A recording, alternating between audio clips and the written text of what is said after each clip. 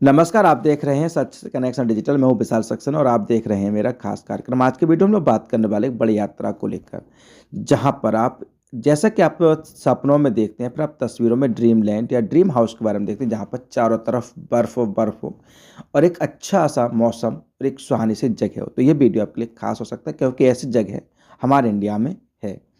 तो बता दें, क्या आपने कभी ऐसी वॉक इन कोठरी की कामना की है जो आपको रहस्यमय भूमि पर ले जाए? तो हम बात कर रहे हैं नार्निया की, जो कि जादुई दरवाजे का इंतजार क्यों करें जब आप अपने सर्दियों के वंडरलैंड स्पीति में अपना रास्ता खरीद सकते हैं।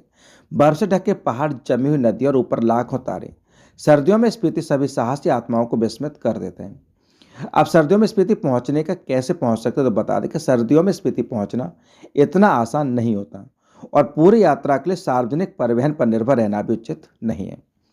स्पीति की आपकी यात्रा का पहला पड़ाव नारकंडा होगा, जहां शिमला के रास्ते पहुंचे जा सकते हैं। शिमला से दिल्ली जैसे प्रमुख शहरों को जोड़ने के लिए उड़ानें हैं। अगर आप रेल से जाने की योजना बना रहे हैं तो आपको कालका शिमला रेलवे लेना होगा, जो यूनेस्को की विरासत स्थल भी है। नारकंडा पहुंचने के लिए आपको शिमला से कैब या बस से यात्रा करनी होगी।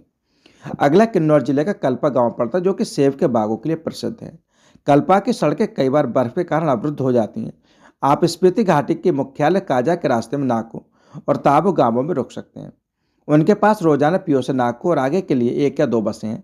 लेकिन इस सर्दियों की हम बात कर रहे हैं, तो अगर आप बर्फ में गाड़ी चलाने में माहिर नहीं हैं, तो हमेशा गाइडेड स्पीति टूर के साथ ही जाना बेहतर होता है। काजा पहुंचने के बाद पुराने मठों में जाकर एक दिन बिताएं और बौद्ध संस्कृति का अनुभव करें। अगर पीक वेदर कारण यह बंद नहीं है तो आप पिन घाटी भी जा सकते हैं। अगर मौसम ठीक हो और सड़कें साफ हों तो आप स्पीति के गांवों किब्बर, कोमिक, हिक्किम की और लांगजब तक भी जा सकते हैं। सर्दियों में स्पीति का मौसम अगर कैसा रहता है, तो बता दें कि सर्दियों के दौरान स्पीति घाटी में मौसम काफ़ी जम सकता है और इसमें मौसम भी शामिल है। रात में तापमान -10 से 30 डिग्री तक कम होने के कारण अक्टूबर से मार्च के महीनों में पर्यटकों की संख्या कम हो जाती है। आपको बता दें कि यहाँ पर आपको सूरज कम दिखाई देगा, ज़्यादातर मौसम कोहरा भरा होगा और बर्फबारी बहुत होगी।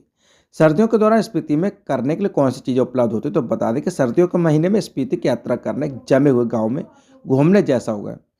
यहाँ जीवन ठहर सा जाएगा और आसपास बहुत कम या कोई पर्यटक नहीं होगा। आपको पुराने गांव के आकर्षण का प्रत्यक्ष अनुभव मिलेगा। बर्फ से ढके पहाड़ और घाटियों के सुंदर दृश्यों का आनंद लेने के अलावा यहाँ कुछ अन्य चीज़ें जो आप सर्दियों में स्पीति की अपनी यात्रा के दौरान कर सकते हैं। बता दें कि हिक्किम, लांगज और कॉमिक के गांवों में बर्फ में ट्रैकिंग का आनंद लें। अपने साथ एक स्थानीय गाइड या ग्रामीण को ले जाना सुनिश्चित करें। किम्बर गांव हिम तेंदुओं के लिए प्रसिद्ध है। सर्दियों के दौरान स्पीति घाटी में स्थानीय लोगों के जीवन की एक झलक पाएं। स्पीति की संस्कृति और परंपराओं के बारे में और जानें। सजीव बर्फबारी का आनंद लें। स्नोमैन और स्नो फरिश्ते बनाएं। अपने अंदर के बच्चे को बाहर आने दें। स्पीति में सर्दी अगर की बात की है तो आमतौर पर किन समस्याओं को सामना करना पड़ता है, तो बता दें। सर्दियों में स्पीति में सड़कें बंद होना आम बात है। सर्दियों में स्पीति की यात्रा करना आपको सबसे ज़्यादा जिस समस्या का सामना करना पड़ सकता है वह बंद सड़कें हैं। भारी बर्फबारी या बर्फानी तूफान के कारण सड़कें कुछ दिनों, कुछ हफ्तों पर महीनों के लिए बंद हो सकती हैं। हालांकि ऐसा बहुत कम होता है। भले ही बीआरओ स्पीति घाटी से काजा तक जाने वाली सड़कों को खुला रखने के लिए जाना जाता है, लेकिन सबसे खराब स्थिति के लिए तैयार रहना भी सबसे अच्छा है। अगर बात की जाए, यहाँ पर सीमित या बिल्कुल भी बिजली और वाईफाई नहीं हो भी सकती है। तो सर्दियों के महीने में स्पीति में एक और आम समस्या बिजली और मोबाइल सिग्नल की कमी है। पुनश्च यहाँ पर बीएसएनएल या फिर एमटीएनएल कनेक्शन कभी कभी उम्मीद की किरण दिखा सकते हैं। इस बात की संभावना है कि एटीएम ज़्यादातर समय काम नहीं करेंगे, इसलिए अपने पास पर्याप्त नकदी रखें।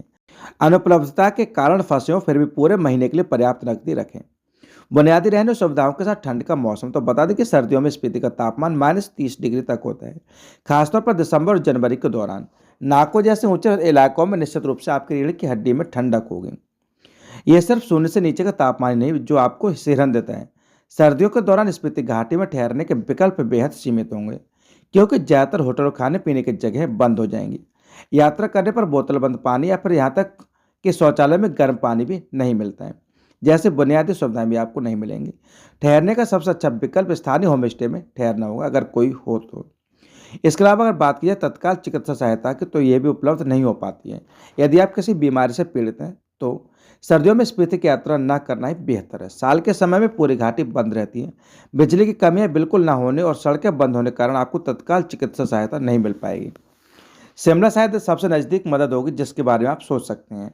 सर्दियों में स्पीति में ड्राइविंग से जुड़ी समस्या तो आप बता दें कि अगर आप सर्दियों में स्पीति घाटी में सेल्फ ड्राइव ट्रिप की योजना बना रहे हैं तो आपको कुछ बातों का ध्यान रखना चाहिए। सबसे पहले अगर आप नौसिखियाँ और माउंटेन राइडिंग करना चाहते हैं तो स्पीति खासकर सर्दियों के दौरान आपके लिए प्रयोग करने या अपने कौशल का परीक्षण करने की जगह नहीं है। सड़क के किनारे बर्फ और बर्फ से ढके होंगे जिनसे फिसलना आसान होगा। खास करके ब्रेक लगाते समय एक तरफ बर्फ और दूसरी तरफ खाई होने के कारण आपको स्पीति के संकरी घुमावदार सड़कों पर सवारी करने में माहिर होना चाहिए।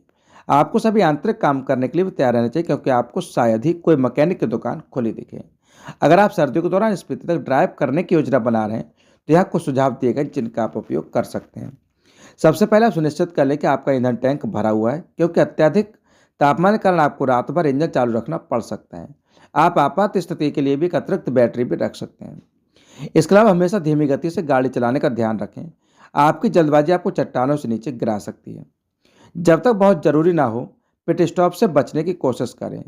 ऊपर की ओर जाना खासकर बर्फीली पहाड़ों पर चढ़ना काफ़ी चुनौतीपूर्ण होता है। अतिरिक्त गैस लगाने के बजाय बर्फीली पहाड़ी पर चढ़ने से पहले इनर्शिया को चालू करने की कोशिश करें। एक बार जब आप ऊपर पहुंच जाए तो गति कम करो, धीरे धीरे नीचे की ओर जाएं।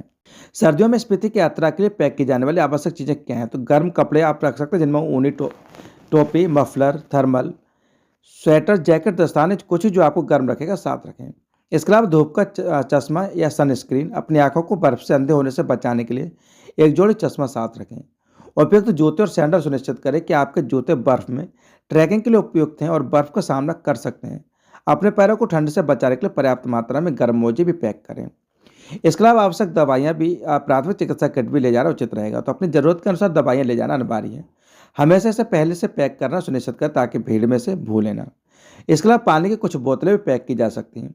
स्पीति की सर्दियों की यात्रा से पहले बरती जाने वाली सावधानियां क्या हैं या फिर क्या हमें यात्रा बनानी चाहिए? तो बता दें कि मौज मस्ती, रोमांच और मौज मस्ती के साथ कुछ सावधानी भी रखनी चाहिए। भले ही अचानक यात्रा करना आपको ठंड लगने जैसा लगे, लेकिन यात्रा शुरू करने से पहले एक अच्छी योजना बनाना हमेशा बेहतर होता है। चाहे चीज़ उसके हिसाब से हो या नहीं, इससे कोई फर्क नहीं पड़ता। फिर भी आपको अचानक निर्णय लेने के लिए मानसिक रूप से तैयार रहना चाहिए। आप अपने साथ पर्याप्त नकद लेकर चलना सुनिश्चित करें। परिवहन या बिजली के बिना स्थानीय गांवों में फंसने की संभावना के कारण काम करने वाले एटीएम मिलना असंभव हो जाएगा। इसके अलावा सर्दियों के दौरान स्पीति में मौसम का अनुमान कैसे लगा सकते हैं? तो बता दें कि क्या मौसम का कभी अनुमान लगा सकता? मुझे तो नहीं लगता। फिर भी मौसम के पूर्वानुमान पर कड़ी नज़र रखना और अच्छी तरह से तैयार रहना हमेशा बेहतर होता है। साथ ही सुनिश्चित करें कि आपके पास स्पीति में अपनी सर्दियों की यात्रा के लिए आवश्यक कपड़े हैं। कुछ अतिरिक्त जोड़े भी नुकसान नहीं पहुँचाएंगे। अगर बात की जाए कि परिवहन निजी सही रहेगा फिर सार्वजनिक, तो बता दें कि सर्दियों के दौरान सार्वजनिक परिवहन अक्सर उपलब्ध नहीं होता है। ऐसे जब तक आपके पास 1 या 2 महीने का समय ना हो तो सार्वजनिक परिवहन, बसों या शेयर टैक्सियों पर स्पीति की यात्रा करने की सलाह नहीं दी जा सकती। निजी वाहनों में जैसे कार और बाइक के बारे में बात करते हुए अपने आप से पूछें, क्या मैं बर्फ से ढके पहाड़ों या दर्रों से होकर ड्राइव करने में सक्षम हूँ? अगर आपका जवाब हाँ है तो ऐसा करें, अन्यथा विशेषज्ञों के समूह में शामिल होने का प्रयास करें। आप परिवहन का जो भी तरीका चुनें, जलवायु के अनुकूल खुद को ढालने के लिए पिट स्टॉप जरूर बनाएं। अंत में सर्दियों के दौरान स्पीति की यात्रा शुरू करने से पहले पूरी तरह से जांच के लिए डॉक्टर से परामर्श करना ना भूलें। पुनश्च अगर आपके पास कोई दवा है तो उसे साथ ले जाना ना भूलें। इतना सब कहने के बाद आपको सभी अप्रत्याशित घटनाओं के लिए मानसिक रूप से भी अच्छी तरह से तैयार रहना चाहिए, तभी आप पहुँच सकते हैं सपनों की दुनिया में, ड्रीम लैंड पर। तो कैसा लगा आपका वीडियो? अगर पसंद आए तो चैनल को सब्सक्राइब करें, वीडियो को लाइक करें। इसके अलावा अगर आपने यात्रा की है तो कृपया अपने अनुभवों को हमारे साथ साझा करें। धन्यवाद।